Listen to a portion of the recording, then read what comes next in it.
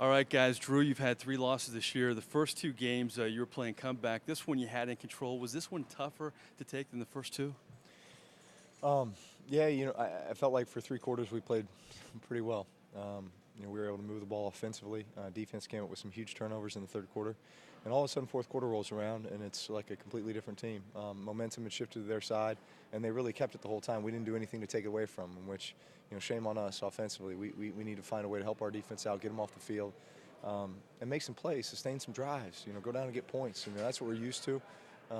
We know that's our standard, and unfortunately, we just didn't live up to that today. It really was an avalanche. I mean, it was a team loss. That you had the Pierre Thomas play that looked like it was a touchdown. Then Hartley misses a field goal. Talk about the interception, sorry, and how key that was. Well, you talking about my interception? Yeah, I mean, we're driving. We're up 24-6, and it was a ball that I left a little bit inside. Man coverage down the sideline, trying to get a big play. Obviously, wish I had it back or just thrown it a little bit differently. This loss, the offensively, was it something the Chiefs defense did? Was it an adjustment they made? Or is there anything you can pinpoint after you were up in the third quarter? No, they weren't doing anything different than they had done the whole game. We just all of a sudden didn't have an answer for it. We weren't able to move the ball. We weren't. It's a combination of a lot of things. But fact is, we didn't get the job done. I know you're frustrated when the safety occurred, and the offensive linemen have talked ad nauseum after this game about how bad they feel protection-wise. How hard has that been, not having time to throw the football?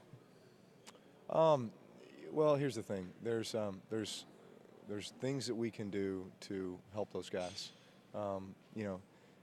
We're not just going to sit there and take 7-step drop after 7-step drop and make it to where they got to protect all day. That's not fair to them. So we got to get into third and short situations. We got to get into better situations for those guys. We got to find ways to move the football, and you wear a defense down, and then you can mix it up more effectively. The fact is, I think we became a little one-dimensional there at the end, and unfortunately, that allowed them just to kind of pin their ears back and tee off on us. So we got to find a way to just create that tempo and rhythm, even at tough times, at critical times. Drew, to this team's credit, you've lost your first 3 games. I haven't heard one excuse in this locker room. But it seems like it's just not the same football team as we've seen in recent years. Is there anything you can pinpoint of what's different about this team so far? Well, the only thing that's different is we're 0-3. We're not used to this. We don't like it at all.